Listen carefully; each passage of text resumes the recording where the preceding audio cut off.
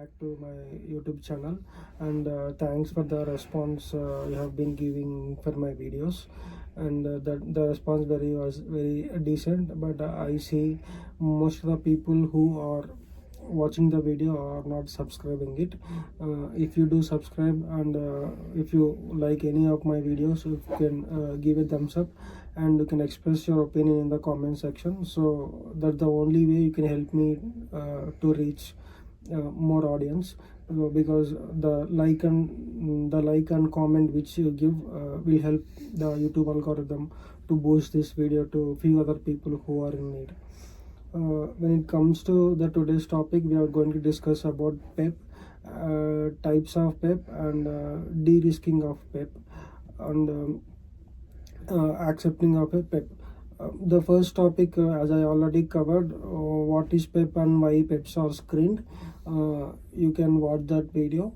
You will get a overview of what is PEP and why PEPs are to be screened. I can give that link in the description, or leave that in the iCards. You can go and check it out. Why this video is necessary? Because when you go to certain level of interview, people will definitely ask you about these things. PEP, we all know, politically exposed person, and we straight away give an answer stating that PEPs are the politically exposed person, or those who have prominent public function, or those who have influence over the people. That definition, to certain extent, it will be helpful. But if you reach to some very indistinct levels where they need more extensive answers from you to get, for example, if you're applying for an SME or maybe senior analyst or some very prominent roles, they might push you to some extent to know about you, what do you understand by PEP. So these kind of external research about PEP is quite required. It is a external research, and it is like very clarified definition of PEP, or because the way you give clarity about types of PEP will make the other person, or the interviewee, the person who interviews, will give a broader idea about it. So I'm not going to repeat about the overall definition of the PEP, as I have already covered in my previous videos. We'll directly start from the types of PEP. As we know, and if you go like Google definitions or some of the articles about PEP, they'll giving some defense of definitions or difference of types. But out of all the PEPs, out of all the articles or the Google definition, I found out or three which major of the banks follow. One is domestic PEP, and second one is foreign PEP, and third one is international PEP. We might know domestic PEP or the PEPs who can influence at a certain stage or certain levels. Let it be a certain state or a country or a county, or all this comes under a domestic PEP. For example, members of parliament or MLA or senior politician, because if you take any senior politician, he can have access only to his or her constituency, not to the major level. So we can consider them as a domestic PEP. And when next comes to the foreign PEP, foreign PEPs are those PEPs who have access or can influence in one or more countries. And when I say one or more countries, the more countries may be limited to maybe 3 or 4.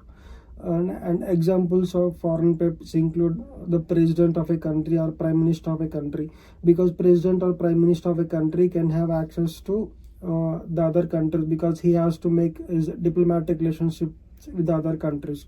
So he may have influence the other presidents of the country, which will help him to influence the other countries as well. For example, if you take a Modi, he has a very tight relations with the Russia. So the deals he makes with the Russian president Putin may influence the decisions of the entire Russian country.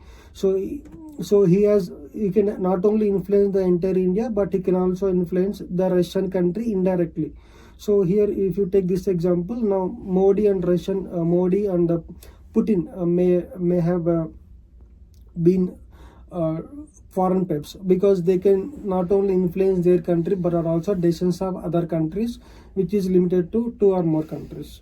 So these are the examples of foreign PEP. So when you have this clear picture with an example, it can be easily accessed for you to crack the interview, or the other person might understand, okay, this is an extensive knowledge, or the confidence knowledge which this guy has.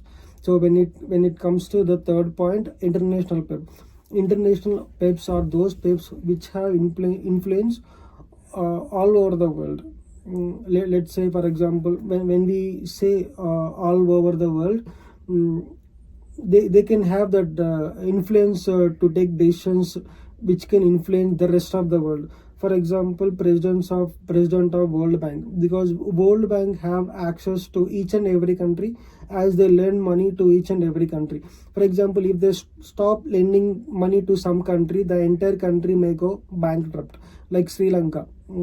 Sri Lanka, they have funded till 2021 and 2022. Suddenly they stopped because they have reached that limit. So now the decisions of IMF influencing Sri Lanka. Likewise, because IMF doesn't alone take decision. If I say IMF, the president of IMF or the governing body of IMF.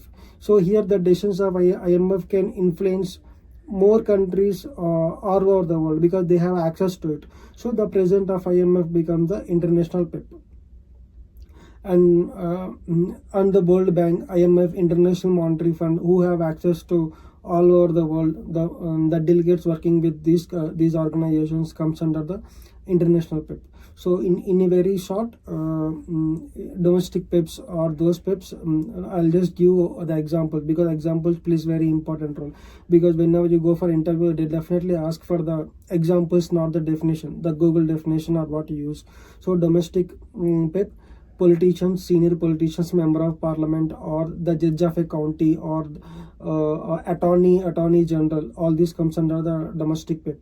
And next one is foreign PEP, the president, the prime minister, or embassies of a country, because embassies of a country works for both the countries, or diplomats of the country. All this comes under the foreign PEP. And international PEP, the president of IMF or World Bank. So these are the main examples of the PEP.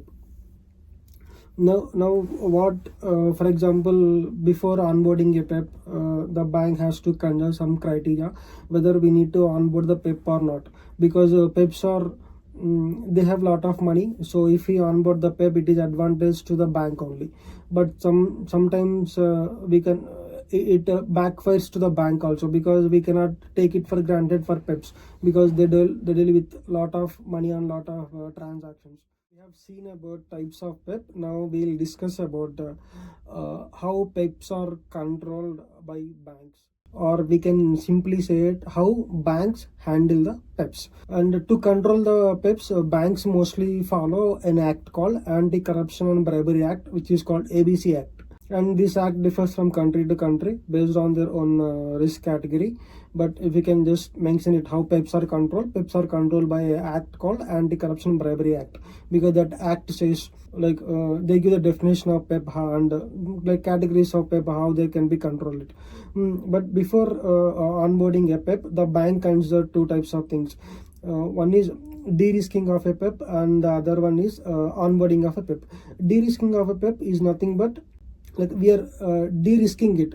PEP has a risk that every bank knows. De-risking of means completely avoiding the risk of a PEP. How do the banks do that? Simply by not allowing him to let into the bank, like offboarding the PEP. Like, we don't allow him to onboard the PEP, because we know PEP has a risk, and if you onboard him, that will affect the reputation of the bank. So the one reason is the one way is of de-risking the PEP is not to onboard him into the bank. The other one is this is the way the most of the banks play a smart card by allowing the PEP into onboard, but they'll make some restrictions, because PEPs are they have lot of money, because they maintain they have access to the public funds, so they have lot of money. They make lot of transactions through the bank, which will allow banks to make some more commission or more profit out of the PEP's money. So they don't want to lose a PEP client, at the same time they don't want to take the risk also, so they onboard the client and they make some restrictions that these PEPs should not make any cross-border transactions. Whenever you limit a PEP to make cross-border transactions, so his money is not going out of the country. Only if the money is going out of the country, there might be chances of involving money laundering or terrorist financing. So if you restrict the PEP from not making any cross-border payment, his money stays within the country, so we can easily keep a track of it, like where the money is going and who is handling it. Like it will be easy for the bank to keep a track of that financial activities of that PEP. So these are the two ways how bank de-risk the PEP. One way is not onboarding him, the other way is onboarding him with a limited access to their financial products. But like if banks want to accept the customer, accept the PEP customer, they have to follow certain criteria, and one is that they have to check the political history of the PEP, like from how long he has been a PEP, like from last 10 years, 20 years, 30 years. Based on that, they can take decision whether to onboard this PEP or not.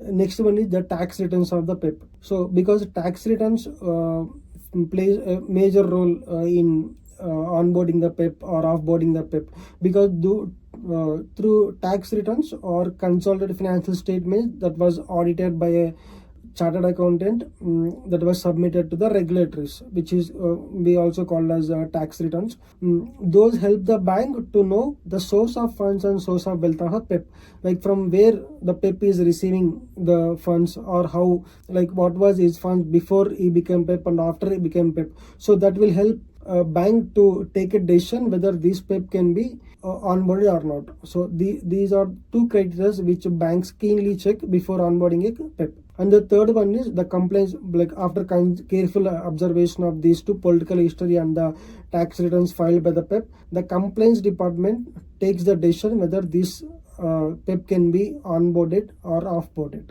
So these are the ways where the banks can handle the PEP. That's all for today, and I hope you have got a clear picture of what is PEP, types of PEP, and how PEPs can be handled. If you have any doubts regarding this video, you can drop down in the comment section. I'm very happy to help you in the upcoming videos. If you feel this video helped you, please give a thumbs up and share it to your friends.